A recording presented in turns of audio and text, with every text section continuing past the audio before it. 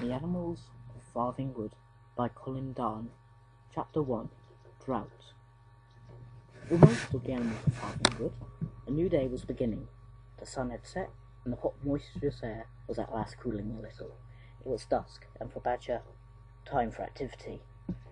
Leaving his comfortable underground sleeping chamber, lined with dry leaves and grass, he ambled along the connecting tunnel to the exit, and paused snuffling the air warily, moving his head in all directions. His powerful sense of smell soon told him no danger was present, and he emerged from the hole.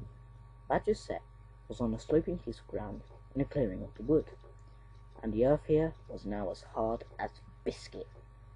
No rain had fallen on Farthing Wood for nearly 4 weeks. Badger noticed Tawny Owl perched on a low branch of a beech tree a few yards away, so he trotted over for a few words while he sharpened his claws on the trunk. "Still no rain," he remarked unnecessarily as he stretched upward and raked the bark. "I think it's been hotter than ever today."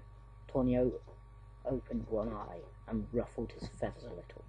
"They've filled in the pond," he said bluntly. Badger stopped scratching and dropped to all fours. His striped face took on a look of alarm.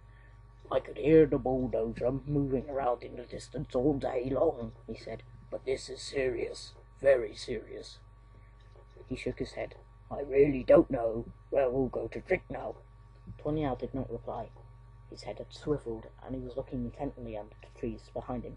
Presently, Badger's snout began snuffling again as he caught the scent of Fox, who was approaching them. Fox's brush started to wag in greeting as he spotted his friends. He could guess from Badger's worried expression that he had heard the news. "I've just been over there to look," he called as he ran up. "Not a drop of water left. You wouldn't know there had ever been a pond." "What can they be doing?" asked Badger. "Levelling the earth, I suppose," said Fox. "They cut some more of the trees down too, as well." Badger shook his head again. "How long before?" he began. "Before they reach us," interrupted Tawny Owl. "Could be this summer. Human destruction moves swiftly." "What do you think, Fox?" Tawny Owl's right. In another year all this could be concrete and brick. In 5 years they've dug up all the grassland and cut down 3/4 of the wood. There are human dwellings on either side of us. We've been driven back and driven back, so that we're like a bunch of rabbits carrying in the last stalk of corn in the middle of a cornfield, listening to the approach of the harvester, knowing we've soon got to run. And now that they've taken our last water hole," boomed Badger, "what can we do?" "We still have the stream at the foot of the hill," said Fox. "It must be just a muddy trickle by now," retorted Badger. "With all the animals in the wood using it, it'll be dry in a few days." Tawny Owl rustled his wings impatiently. "Why don't you go and look?" he suggested. "There are sure to be others there. Perhaps someone will have an idea." Without another word he jumped off the branch, flapped into flight, and disappeared. The last faint rays of daylight were gone as Badger and Fox descended the slope into the depths of the wood. Everywhere the ground was baked hard, and even the quivering leaves of the trees sounded brittle and dusty.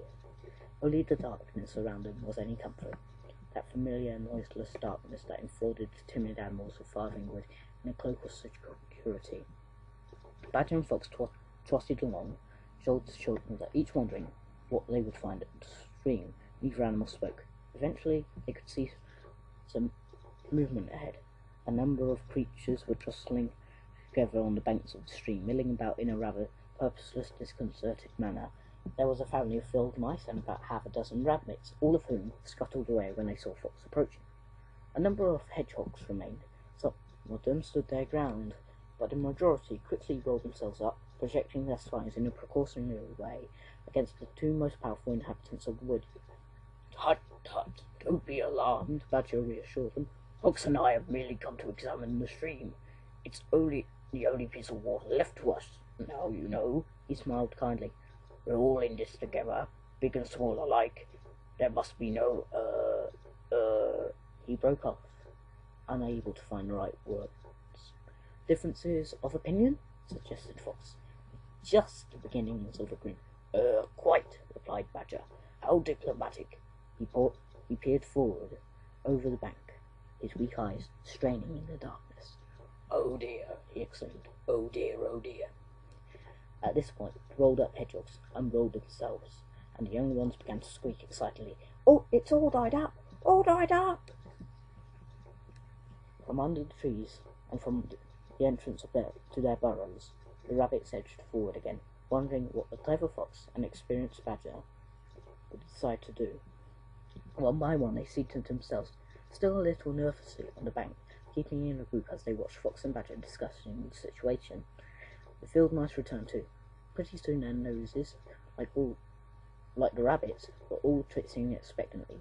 "There'll have to be an assembly," Fox was saying. "Everyone must attend.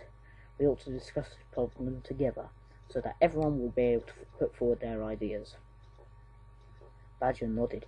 "Yes, it must be held without delay," he said. "This situation is critical. Our lives are in danger." He looked earnestly at Fox. "I suggest no later than tomorrow night, at 12, he said. Fox was agreeable. "Will you chair the meeting?" he asked. "Certainly, unless Torniel—" "Oh well, he probably won't even come. You know what he's like. Can't bet anyone else to arrange anything," grumbled Fox. "He must come," insisted Badger. "I'll tell him so myself. An assembly is called. The whole of Farthing Wood has to attend. 5 years ago my father chaired the assembly that was called when the humans first started to build here. There were more of us then, of course. Farthing Wood was almost a forest in those days, with a large stretch of grass land all around it, and also—" Yes, Fox cutting a little impatiently. He knew Badger loved to talk about the old days, but once he started, it was sometimes very difficult to divert him. "We know what it used to be like," he said, "but we're concerned about what it's like at present. My father," he added in case Badger was offended, "was at that assembly, but no good came of it. What could mere animals do?" "So true," mumbled Badger sadly, "but this time, unless we're all to die of thirst, something has got to be done." He turned towards the group of onlookers. "Fox and I are agreed that an assembly of the animals of Farthing Wood must be called," he announced. "You should arrive at my set by 12 o'clock tomorrow night." He began to digress again. "There's plenty of room for everyone. Once upon a time, many families of badgers lived there, but now I'm the sole survivor," he sighed reminiscently. "The last of a long line of Farthing Wood badgers going back for centuries." "We must spread the word to the others," Fox cut in quickly. "You rabbits must find Hare and his family, and field mice, you can pass the word to the voles. Badger knows where to find Weasel, and I myself will look for Adder and the lizards. Any of you who are about during the daytime can tell the squirrels about it." "What about the birds?" asked the hedgehogs. "We'll leave them to Torniel," replied Fox. Badger was right. He must play his part. "I'll tell him when I get back home," said Badger. "Now don't forget, all of you, 12 o'clock tomorrow night." The smaller animals scurried away, the younger ones chattering excitedly and feeling important because of their duties entrusted to them. Badger turned to Fox.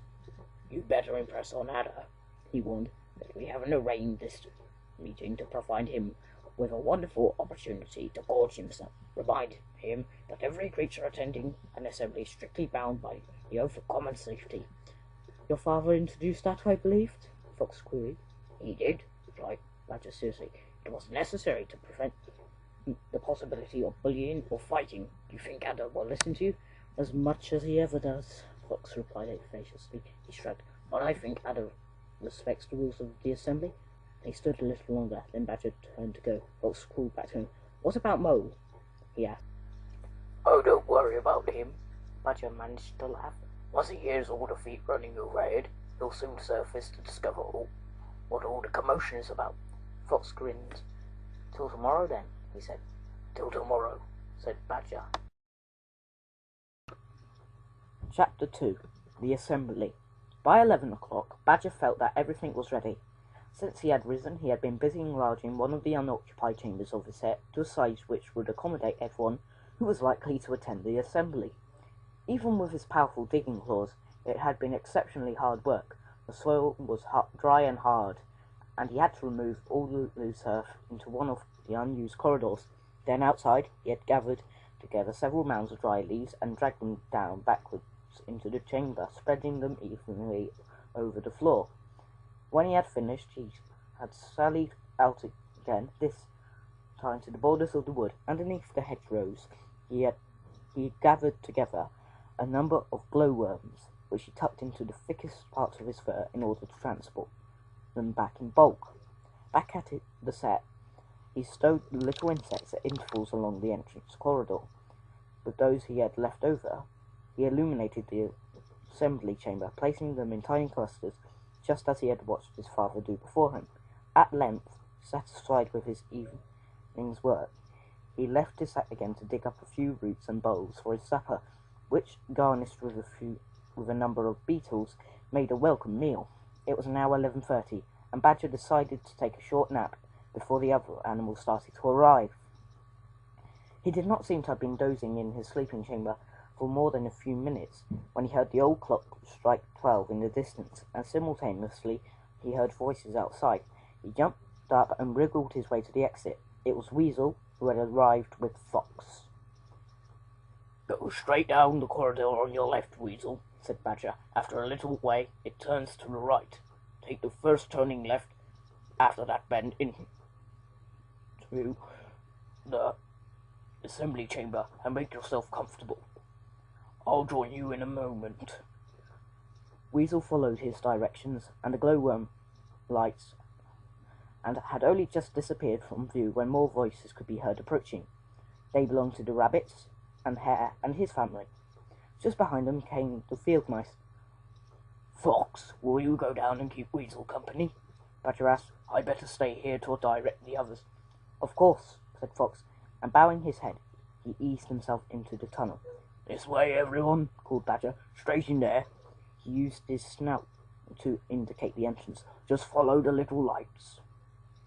The rabbits, in their particularly timid manner, were unable to decide on who should be the first one down in the hole, and they began quarrelling until Hare, with some impatience, said, "I'll lead." He nudged his mate encouragingly. "Come on, dear, and you children, our cousins and the field mice will be right behind us." The lizards were next on the scene, though Badger did not notice them until they were darting around him like individual threads of quicksilver. After the squirrels, hedgehogs, and voles had arrived, only Adder and the birds were missing. The latter arrived together, led by Tawny Owl. He had rounded up Pheasant and his mate, and even Kestrel, who spent most of his time hovering high in the air above Farthing Wood, who had agreed to attend. "I didn't deign to invite the other birds," explained Tawny Owl. "Blackbirds, starlings, pigeons, thrushes, they're all half domesticated. They thrive when humans are around. The more humans there are, the better they like it. No purpose in them coming. They don't really represent Farthing Wood at all." "Do we have to go in there?" Pheasant asked Badger in some alarm. "Soiling our feathers with all that dirt." "My set is quite spotless," Badger retorted. "I spent all evening getting it ready." "We haven't come here to admire each other's plumage," Tawny Owl said shortly. "If you haven't anything more to offer the assembly than that, you might as well not have come." "I didn't say anything about not attending the assembly," said Pheasant in a small voice, and without further ado he walked into the hole with his mate, followed by Kestrel. "Vain as a peacock," muttered Tawny Owl, and Badger shook his head. "You go away now," he said pleasantly. "I'm only waiting for Adder, and then we're complete." Just then Fox's head reappeared at the opening. "Mole's just dropped in," he announced with a grin. He came direct, dug the long passage from his tunnel straight into the assembly chamber. Badger laughed. "I'd forgotten about Mole," he admitted. "Hello, here's Adder." "Good evening, gentlemen," Adder whispered as he slid to a halt. His forked tongue flickered all around. "I trust I'm not late." "I suppose someone had to be last," remarked Fox pointedly. Well, after you, Badger." Inside the assembly chamber, the expectant faces of the young animals contrasted strangely with the solemnity of their seniors in the faint greenish glow. Badger took his place in the centre of the room, flanked by Fox and Tawny Owl as his self-appointed committee. The other animals spread themselves evenly around the chamber, against the hard earth walls. Most of the field mice and voles and rabbits took care not to sit anywhere near adder or weasel. Without ceremony, Badger opened the meeting. "This is only the second assembly called in my lifetime," he began, "and for most of you it will be the first you've attended. My father called the last assembly 5 years ago, when the humans first moved in to lay waste our homes. In those days there was a Farthing heath as well as Farthing wood. I don't have to tell anybody what happened to the heath that was surrounding the whole of our wood." "Gone, all gone," hissed Adder from the corner where he had carefully coiled himself up and was resting on his head on the topmost coil. "All gone," echoed the voice. "But the humans weren't content with that," Badger went on bitterly. "They began to fell our trees. They continued to do so at regular destructive intervals until what was once a large wood has been cut back to the present sad remnant, not much larger than a corpse." "What do you think will happen, Badger?" asked one of the rabbits timidly. "Happen?" Badger echoed. "Why, the same thing that has been happening. They will cut down more trees and build more houses and shops, probably a school and offices and roads and ghastly concrete posts and signs everywhere, faster and faster and faster still, until eventually—" He broke off with a despairing shake of his head. "Until eventually we are destroyed with the wood." Tawny Owl finished the sentence with determined pessimism. "And all this, how long will it take?" asked Hare. "The very question I asked myself yesterday," nodded Badger. "Though all the time I suppose I knew the answer. We animals can never accurately forecast what humans will do. We only know what they are capable of doing, and they are capable of cutting down the remainder of Farthing wood in 12 months, perhaps less." There was a stunned silence for a moment. Then one or two of the animals crossed nervously. Kestrel began to preen his wings. His livelihood was not as completely threatened as the others by the advancing destruction. "And on top of all this," Badger said in pained tones, "comes a drought." "The very last straw," said Mole. "Merely accelerating the end," Tawny Owl muttered, more to himself than to anyone else. "Friends, we are up against a brick wall," Badger intoned with deadly seriousness. "Leaving aside the threat of our extermination, if we don't, in the next couple of days, find a safe, secluded place where we can all go to drink, we're going to find ourselves in the worst kind of distress." He coughed huskily, already feeling his throat to be unusually dry. "That is why I've asked all of you to join me tonight.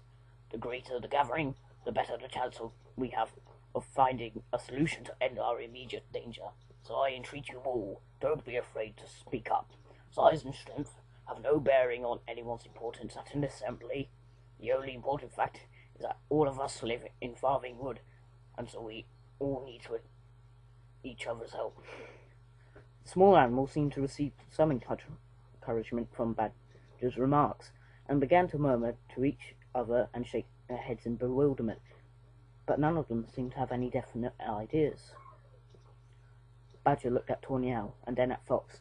Both were scanning the circled faces to see who was going to be the first to make a suggestion. "Surely you birds can help us," prompted the Weasel. "You cover a wider stretch of country than we ground dwellers. Can any of you say where the nearest water is to be found outside our boundaries?" Pheasant's dowdy mate shifted uncomfortably as she felt many pairs of eyes turning towards her. "Say something, Pheasant," she whispered. "My mate and I don't really venture outside the wood," he said hurriedly. "Being game birds, there is always the danger of being shot at." He thrust out his gaudy breast. "I'm told we're considered to be a great culinary delicacy by all well-bred humans," he added almost smugly. "Kestrel, can you offer a more worthwhile piece of information?" Badger inquired, directing a withering glance at Pheasant. "Of all the birds present, you spend more time than any outside the wood." Kestrel stopped preening and looked up with his habitual piercing glare. "Yes, I can," he said evenly, "but I doubt if it will be of any real use." There's a short marshy pond on the enclosed army land on the other side of the trunk road. I haven't hunted over there for some weeks. It's never very rewarding at best of times. For all I know, that too could have been dried up. Apart from that, the most secluded expanse of water is a goldfish pond in a garden near the old church. But that's in the old village well over a mile away, exclaimed Badger. Is there nowhere else? Oh yes, Kestrel replied without concern. There's a swimming pool in one of the gardens on the new estate. How close? I suppose for you about 15 minutes travelling. There'd be no cover at all. No cover at all, Fox warned. I know, Badger answered worriedly, but it's nearer. The smaller animals could never walk as far as the church and back again, all in one night. We could try, piped up one of the field mice. Of course you could, and you'd be very brave to do so, said Badger kindly, but that would only be one journey. If this drought continues, we'd all have to make several journeys to drink what we need. The only suggestion I can make, said Hare, is for the larger animals to carry the smaller, as many as we could manage.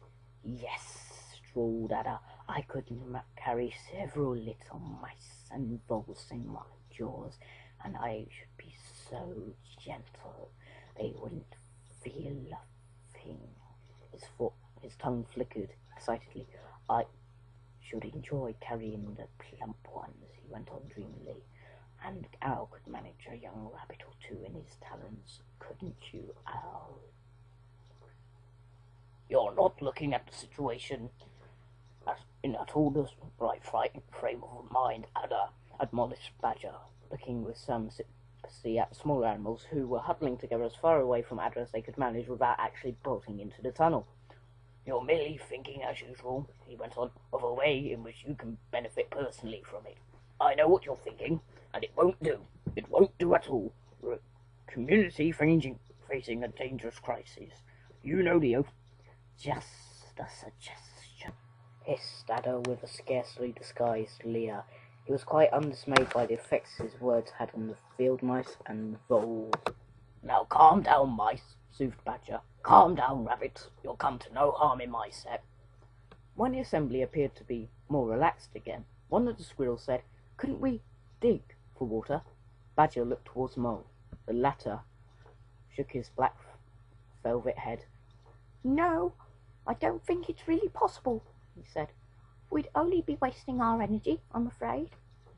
There was silence. Then, while every animal cudgelled his brains for a way out of the difficulty, the seconds ticked past.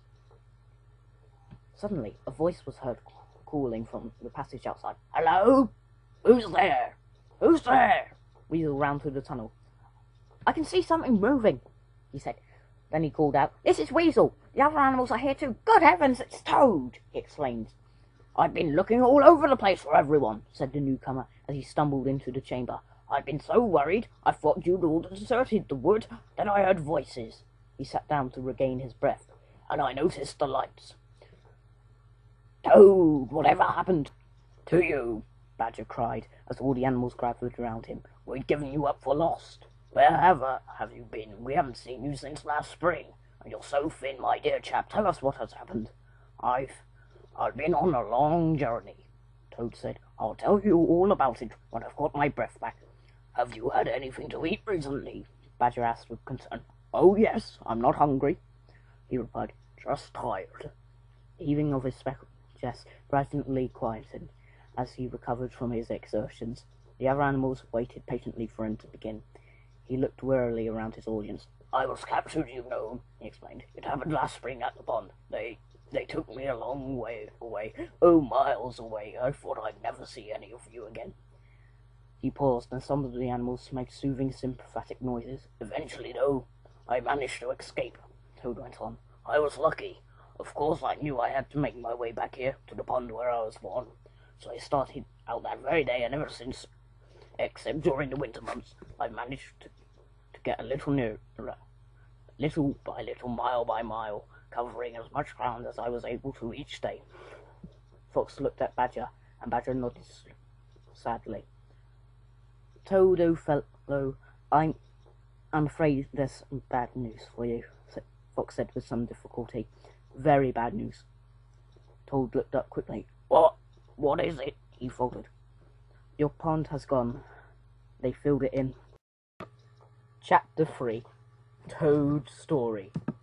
Toad looked at Fox with an expression of disbelieving horror.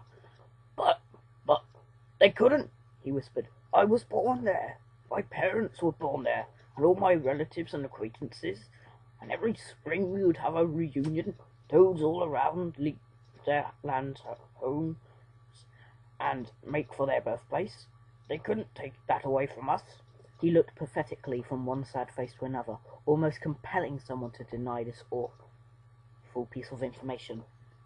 But he received no answer. Filled all of it in? Is it quite gone? Toad's voice shook. I'm afraid so, Badger mumbled. But, you know, there was very little left of it, really. With this drought, the water had nearly all dried up anyway. He knew his words were no comfort. What about the other toads? Toad asked hoarsely. I think they had probably left the pond before this happened, Fox said encouragingly. After all, it is May now. Yes, Toad agreed mournfully. I'm late. It's not spring anymore, really. Not what we toads call spring. This drought, Badger rejoined, is a danger for all of us. That's why I called this assembly. There's no water left, Toad. None anywhere in Farthing. We just don't know what to do. Toad did not reply. His downcast face took on a new expression. He looked considerably more helpful. I've got it, he exclaimed excitingly. We'll leave, all of us. If I could do it, so can all of you. Leave Farthing Wood? Badger queried with some alarm. How could we? What do you mean? Yes, let me explain, Toad stood up in excitement. I know the very place to go to. Oh, it's miles away, of course, but I'm sure we could manage it together. The other animals began to chatter all at once, and Badger completely failed to quieten them. We must face the facts, Toad cried. What you've just told me about the pond has brought a danger home to me with a jolt. Farthing Wood is finished. In another couple of years, it won't even exist. We must all find a new home, now, before it's too late. The other voices broke off. Toad's voice dropped to a whisper. The Nature Reserve, he announced dramatically. We shall all go to the Nature Reserve, where we can all live in peace again, and I shall be your guide. He looked around triumphantly. Dear, I don't know. Badger shook his striped head. You'd better tell us all about it. Toad, I don't know if it's a good idea, it's so far. Go on, Toad, Fox broke in. Tell us about your adventure, right from the beginning. Toad sat back in his accustomed comfortable squat and cleared his throat. You'll recall how last spring was very warm, in March particularly, he began. Well, one weekend, there were a tremendous number of humans at the pond, young ones with their horrible nets and glass jars, and a lot of them had brought their parents along.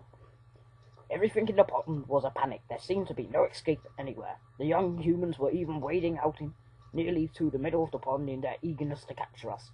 I remember I dived underwater and tried to hide in the mud on the bottom, and so did a lot of others. But it was no use. They found me, and I was putting it into a jam jar and carried away. How awful for you, one of the lizards commiserated. They come after us too, with those stifling glass jars that are made of specially slippery, so that you can hardly grip the bottom. Ghastly things, muttered Toad. I must have been kept in it for 3 or 4 hours, I should think. I was submitted to the indignity of watching my captors eat their food by the side of my pond, while I was left out in the sun, trying frustratedly to scale the sides of the jar without so much as a leaf to protect me. If the weather had been any hotter, I'm sure I would have dried up. I like to sunbathe myself, said Ada, but of course you amphibians never really learnt to live comfortably on dry land. Just the same as you reptiles can't adapt to swimming and diving, retorted Toad. I can swim when I have to, Badger returned. Well, well, nodded Badger. What happened next, Toad? They took me away, he said. I don't know for sure how far, because I took the opportunity of having a nap during the journey. They put me in the back of their car, and the next thing I knew I was being tipped into a glass box in their garden. How long did they keep you in this glass box? Asked Fox. I suppose about 4 weeks, replied Toad. They put some netting on the top of a lid, and one day their wretched cat, who was always prowling around trying to get at me, knocked it off, so I leapt as high as I could and managed to jump out of the box and hide behind a shed. That very night I started my journey home. I hadn't got very far before I decided I ought to strengthen myself with a good meal. All the humans had ever given me was mealworms, tasty enough, but so boring without some change to relieve the diet.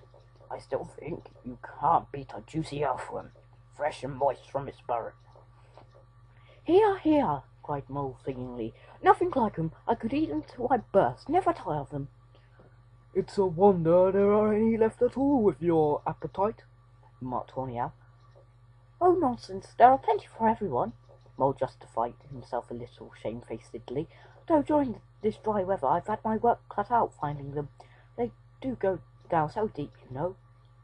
Yes, of course, said Toad. Anyway, when I had eaten my fill, my first problem was to get out of that garden. The great difficulty lay in getting round the wall. There's no wooden fence with convenient gaps in it, just a stone wall all around the garden. However, I was determined not to be disheartened, and there was one thing in my favour. The wall had bits of pebble and flint stuck into it for decoration. Perhaps, I don't know. And I knew I could use these projecting pieces to climb up. It took so long, however, that I was sure daylight would break before I'd reached the top, particularly as I fell off about 4 times and had to start again. But I knew I had to get up that wall, even to have a chance of setting out for Farthing. Well, I got to the top eventually, and walked along to the end of the wall. By that time, it was just starting to get light, and I knew I'd have to jump for it. I looked all around for a plant or something to break my fall, but there was nothing. Only concrete all around. Of course, I couldn't possibly risk jumping onto that, so I had to lower my legs over the edge and climb down the pebbles again. Fortunately, it did not take as long as going up, and I was just thinking I could probably jump the last few inches when that horrible cat came out of the house. I pressed myself close to the wall and froze. Toad broke off and contemplated his enthralled audience. The room was completely, utterly silent, so that you could have heard a pine needle drop.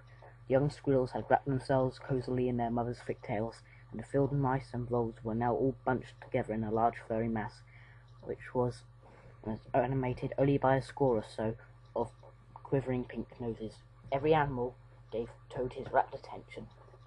Only Adders appeared to be taking no further interest in the proceedings. He had allowed his head to drop forward, but whether he was asleep or not would have been difficult to say. Would you believe me, Toad went on quietly, if I told you I'd stayed in that spot all day trying to look like another pebble? I couldn't risk climbing down any further because there was nowhere to hide, and if that cat had seen me, it would have been the end of me. Fortunately, the day was reasonably cool, and as soon as it was safely dark, I let myself drop the rest of the way to the ground. I then crawled and hopped as far as I could away from the house.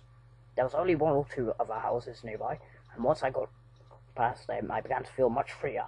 My sense of direction told me what course to take, and I kept on down to the end of the road. This was sealed off by a sort of ditch, and behind that a fence. I knew I was on the right route, and those 2 things didn't present much of a barrier to me. I hadn't gone far on the other side when I realised I must be in some sort of private park, because the fence stretched as far as I could see in both directions. Now, I don't know exactly why it was, but the more I looked at the fence, the safer I felt. I suppose it was because I knew I was on the right side of it. It was very quiet and peaceful in there, and a lovely bright moon was shining as I made my way along, flicking up a few insects on the way. I decided to make my bed under some trees, so I scooped out a little hole in here and pulled some dry leaves around me. I slept quite well, during the day because apart from the birds, no one seemed to be about. When it was dusk, I emerged again and continued forward. After a while, the trees gave way to some open lands, and ahead of me I could sense water. You can't imagine how excited I became after that, after all those weeks without a dip. It was now a bright moonlit night. Eventually I could see a pool ahead where the moon was reflected perfectly. As I approached, I thought I could hear one or two croaks coming from the water. I realized I had not been mistaken when the whole party of the pool's inhabitants started croaking in unison, making a tremendous racket. It was a call I couldn't place unlike any I've heard before. They were obviously frogs. But what sort of frogs?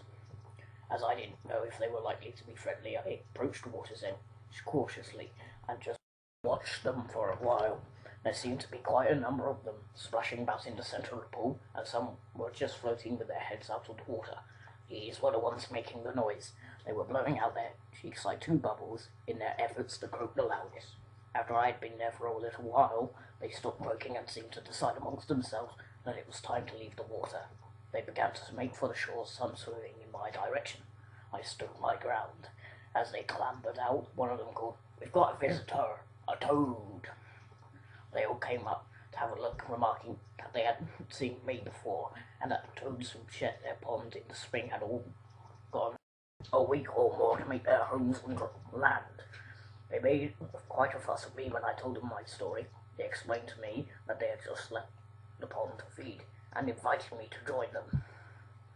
There was no shortage of food, and we were all able to eat our fill. Although it was night time, I was able to discover that these unusual frogs were a different shade of green, with darker spots and a stripe of paler colour down the centre of the back. When we had finished eating, they asked me to join them in a swim, and I was glad to accept.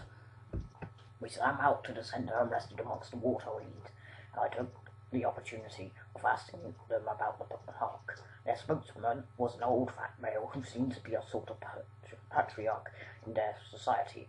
He told me the park was called White Deer Park, and it was a nature reserve. Toad paused for effect, and there were obliging murmurs of "ah" and "of course, the nature reserve." "We have heard of these nature reserves," said Badger. "Do they in fact reserve nature?" "Is exactly as the name implies," Toad answered emphatically. "My friends, the frogs, told me all about it. A nature reserve is a piece of land or water of exceptional value and interest because of the rare animals and plants, or both, in it. There is a certain breed of human called a naturalist who, unlike most ordinary humans, spends his time learning about and caring for animals and plants. Their prime consideration is our well-being and safety. These frogs told me these naturalists usually work in groups, and it was one of these groups that decided that their homeland, White Deer Park, was too valuable to be left unprotected. So, about 3 years ago, it was sealed off and designated a reserve, and now no humans are permitted entry to it without a special pass. Even then, they may not remove any animal or plant from the reserve whatsoever." "It sounds wonderful," said Hare's mate. "Peace and security all the time, no hiding, no running away, no guns." "And that's not all," Toad went on. "The reserve is under the permanent care of one of the naturalists, who is called a warden. The animals' health and safety is in his keeping, and he patrols the reserve to ensure their protection. Apparently in the Frog's Park there is a herd of albino deer which is unique. They themselves are a colony of rare frogs called edible frogs by the humans, although luckily nobody is allowed to eat them. There is also an unusual type of water plant in their pond. They believe one or two rare butterflies feed in the park. But they assured me that there is also a good representation of the commoner animals like ourselves who live there and can benefit from the protection." "Why, it sounds like paradise," breathed Badger. "I can't think why you wanted to leave it." Fox looked at him meaningfully, and Badger went on quickly. "That is, of course, I understand why you did, but tell me, Toad, how far is it? It's taken you months to get here." "It's certainly a long way," agreed Toad. "I wouldn't deny it. I spent a week with the frogs, and then explained to them that I had to go on. Of course, they understood perfectly." "Is it a large park?" asked Fox. One of the toads told me that he had heard it was about 500 acres, which, as you can imagine, would more than hold all the Farthing wood. And I mean the old wood, as it used to be. Anyway, it took about another week to cross the park completely. Then every day after that I pressed on, never staying in one place more than a day. I travelled mostly in the dark hours, finding a convenient hiding place during the day time. I ate what I could on the move. As the weeks went on, I must tell you that I was constantly boiled up by the thought that every day, every step or hop brought me nearer to my friends. Good old Toad, said Badger under his breath. When I noticed the weather was beginning to get colder, I tried to hurry. I could sense there wasn't a tremendous distance left. I really wanted to get home before the Toad really arrived, but I knew if I didn't eat properly and the winter overtook me, I would die. So I compromised and I kept on going, but as a more leisurely pace, eating as much as I could find each day. Finally, I knew it was time to hibernate. The other frogs and toads and lizards too that I had encountered during the previous week or so had been looking for a comfortable roost, and I found one on some farmland. I chose a grassy bank by a ditch where there was plenty of cover. Food was becoming scarce by now, and I spent all day picking up what I could. Then, as the night approached, I dug myself a nice hole under a large stone and settled into that. It was really quite cold by then, and I felt so sleepy that I went out like a light as soon as I closed my eyes. Well, there I stayed until the warm spell at the beginning of March woke me up, and then I had a good meal at an ant's nest and set off again, and the rest you know really. A brave fellow indeed, remarked Badger warmly. Very courageous, agreed Weasel. What tremendous perseverance, commented Fox. I've always admired you toads for that. Once started on something, you just won't be diverted. I'd do it again gladly if you'd come with me, said Toad stoutly. That's fighting talk, cried Badger. How about it, everyone? Shall Toad be our guide to our new home? And a fresh start for everybody, Toad added. Away from the fact we've been living under here for so long. There was a deafening chorus of agreement. Then it's farewell to Farthing Wood. There was more shouts of approval. The animals were excited now. Better to say, welcome to White Deer Park, said Mole. Now, Mole, don't get carried away, said Badger kindly. We haven't even taken our first step yet, you know. Mole grinned contritely. Badger looked around the chamber. Are there any dissenters? He asked formally, and studied every individual face. There was no reply. Then I take it as unanimous. We go to White Deer Park.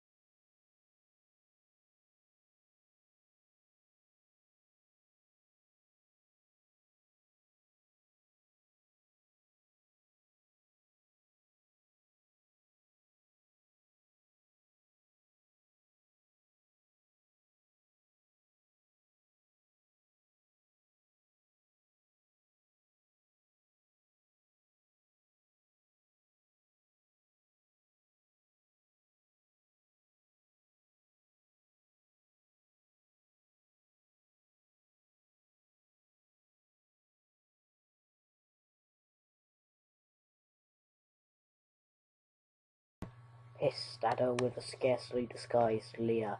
He was quite undismayed by the effects his words had on the field mice and voles.